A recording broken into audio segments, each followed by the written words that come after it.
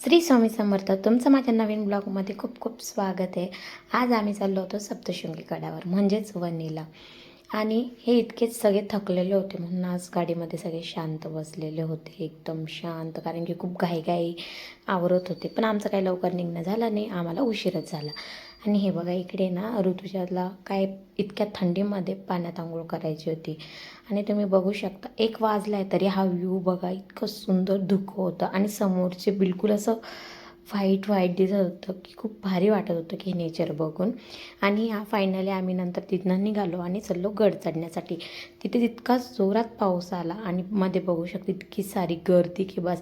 पण फक्त आस लागली होती ती देवीला भेटण्याची. आणि फायनली आम्ही ते देवीचं दर्शन केलं आणि मग आम्ही आमचं गडावरनं खाली उतरलो. आणि जेणे का पूर्ण गड चढूस तर विठूला घेतलं होतं आणि खाली येईपर्यंत पण त्याला कोणी ना कोणी घेत होतं. मला फक्त मध्येच त्याला घ्यावं लागलं. Thank you for watching. भेटूया आपल्या नेक्स्ट ब्लॉगमध्ये.